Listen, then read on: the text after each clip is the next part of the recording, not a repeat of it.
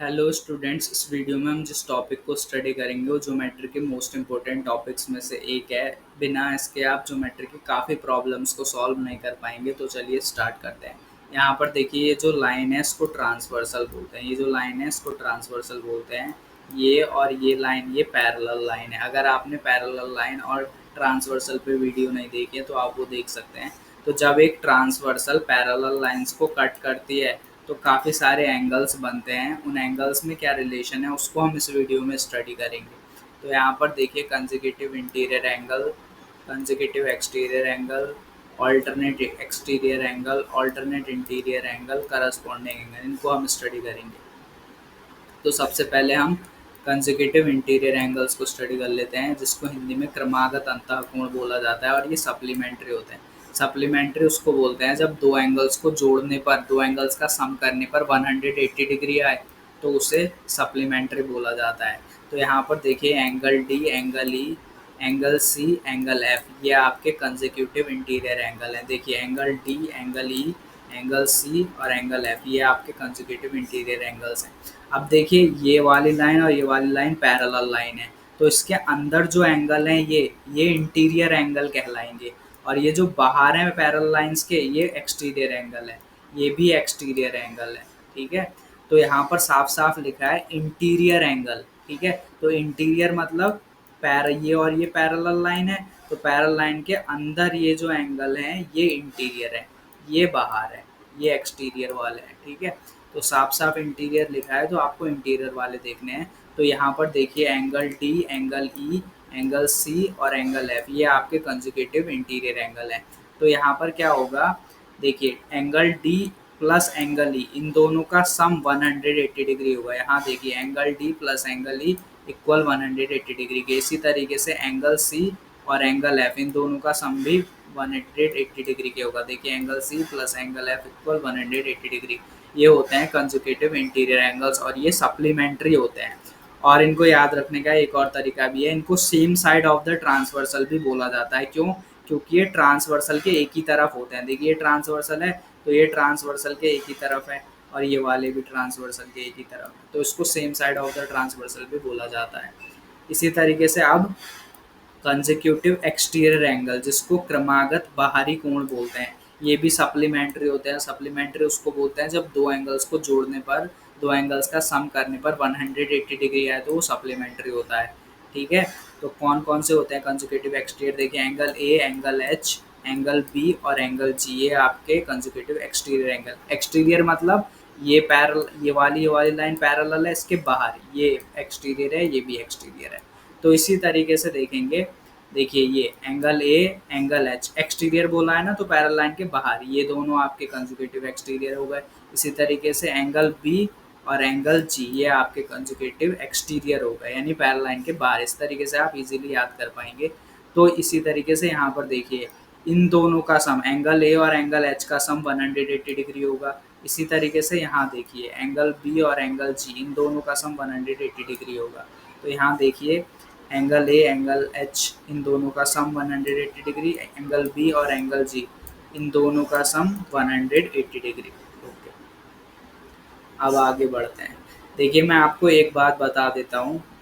यहाँ पर देखिए, यहाँ पर जो आपके कंसेक्यूटिव इंटीरियर और कंसेक्यूटिव एक्सटीरियर एंगल है ना, सिर्फ और सिर्फ यही सप्लीमेंट्री होते हैं। ठीक है। इसके अलावा जितने भी एंगल हम लोग अब पढ़ेंगे ना, वो सब आपस में इक्वल होंगे, यानी उनको जोड़कर या वो उनका सम करके कभी भी 180 नहीं आएगा, वो आपस में इक्वल होंगे। ठीक है। तो याद रखना आसान हो जाएगा आपके लिए। सिर्फ ये कंसेक्यूटिव एक्सटीरियर और कंसेक्यूटिव इंटीरियर, ये सप्लीमेंट्री होते हैं। तो अब हम देख लेते हैं ऑल्टरनेट इंटीरियर एंगल। इंटीरियर है तो आपको समझ जाना है कि पैरेलल लाइन, ये वाली लाइन पैरेलल है, इसके अंदर की बात हो रही है इंटीरियर मतलब। ठीक है। तो यहाँ लिखा है ऑल्टरनेट इंटीरियर एंगल्स। ठीक है। यानी जिसको हिंदी में एकांतर अंतःकोण बोला जाता है, और ये इक्वल होते हैं। यहाँ पहले देख लीजिए, angle C, angle E, angle D, angle F, ये आपके ऑल्टरनेट इंटीरियर एंगल है। इंटीरियर मतलब पैरेलल लाइन के अंदर वाले। ठीक है। तो ऑल्टरनेट होता है एक का डिफरेंस। जैसे एंगल सी लिया तो डी छोड़ दीजिए, ई पर आइए, इस तरीके से एंगल सी और एंगल ई। इसी तरीके से एंगल डी और एंगल एफ, ये। तो इसी तरीके से क्या होगा, एंगल सी और एंगल ई ये आपके इक्वल होंगे, ठीक है। इसी तरीके से एंगल डी और एंगल एफ ये आपके इक्वल होंगे। तो यही रिलेशन होता है अल्टरनेट इंटीरियर एंगल्स में, ठीक है, ये इक्वल होते हैं। इसी तरीके से यहाँ देखिए अल्टरनेट एक्सटीरियर एंगल, एक्सटीरियर लिखा है यानी पैरेलल, ये वाली लाइन पैरेलल है इसके बाहर वाले, ठीक है। तो इसको एकांतर बाहरी कोण बोलते हैं, ये भी इक्वल होते हैं। यहाँ पर देख लीजिए अब, angle B, angle H, angle A, angle G, ये आपके ऑल्टरनेट एक्सटीरियर है। ऑल्टरनेट मतलब एक का गैप, ये ट्रांसवर्सल के दोनों तरफ बनते हैं, ठीक है। जैसे ये एंगल बी और एंगल एच, ये ट्रांसवर्सल है बीच में आपकी, तो ये वाला एक ट्रांसवर्सल के राइट साइड है तो एक लेफ्ट साइड है, ठीक है। तो ये एंगल बी और एंगल एच आपस में इक्वल होंगे। इसी तरीके से एंगल ए और एंगल जी ये आपस में इक्वल होंगे, ये ट्रांसवर्सल के दोनों तरफ बनते हैं, ठीक है। तो याद रखना आसान हो जाएगा। तो आई होप कि आपको समझ में आया होगा, एंगल बी एंगल एच आपस में इक्वल है, एंगल ए और एंगल जी आपस में इक्वल है। अब आगे आते हैं, यहाँ पर देखिए करस्पॉन्डिंग एंगल, इसको बोलते हैं संगत कोण हिंदी में, और ये भी इक्वल होते हैं। अब करस्पॉन्डिंग एंगल में आप एक बात नोटिस करेंगे कि यहाँ पर ना इंटीरियर लिखा है ना एक्सटीरियर लिखा है, ऐसा क्यों है? क्योंकि यहाँ पर देखिए जो करस्पॉन्डिंग एंगल होते हैं वो कौन कौन से होते हैं। देखिए ये जो एंगल ए है ना, ये देखिए ये, और ये वाली लाइन आपकी पैरेलल लाइन है, तो पैरेलल लाइन के अंदर जो होते हैं उनको हम इंटीरियर बोलते हैं, बाहर जो होते हैं उनको हम एक्सटीरियर बोलते हैं। तो यहाँ पर करस्पॉन्डिंग एंगल जो होते हैं, ये एंगल ए जो है और एंगल ई जो है आपका, ये दोनों करस्पॉन्डिंग एंगल है। तो यहाँ पर प्रॉब्लम क्या है कि देखिए ये जो एंगल है ये इसके पैरेलल लाइन के बाहर है, ये बाहर है, और यहाँ पर देखिए ये इन्हीं पैरेलल लाइन के अंदर है, ये वाला दूसरा एंगल, एंगल ई। तो इसको ये ना पूरी तरीके से एक्सटीरियर है ना पूरी तरीके से इंटीरियर है, तो यहाँ पर सिर्फ हम करस्पॉन्डिंग एंगल बोलेंगे और इसको हिंदी में संगत कोण बोलते हैं।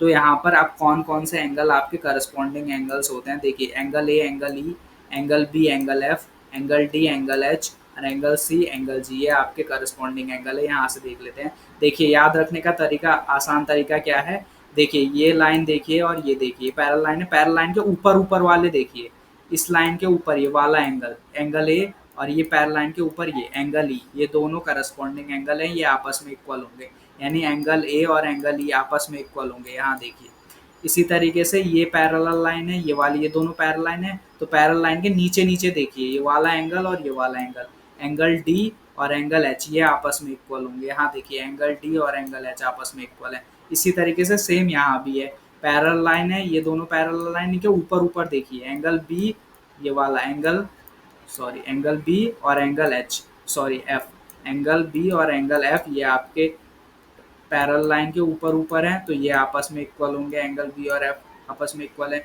इसी तरीके से एंगल सी और एंगल जी ये पैरेलल लाइन के नीचे नीचे हैं, तो ये दोनों आपस में इक्वल होंगे, एंगल सी और एंगल जी आपस में इक्वल है। यहाँ पर देखिए एंगल बी और एंगल एफ ये आपस में इक्वल है। ये माउस थोड़ा ढंग से काम नहीं कर रहा है इसलिए प्रॉब्लम आ रही है। आई होप कि आपको समझ में आया होगा। इसके अलावा भी आपके vertically opposite angle, linear pair काफ़ी सारे बने हैं, बचे हैं एंगल्स, उन पर मैं डिफरेंट टॉपिक्स, डिफरेंट वीडियोस बनाऊंगा। तो आई होप कि आपको समझ में आया होगा। मिलते हैं नेक्स्ट वीडियो में।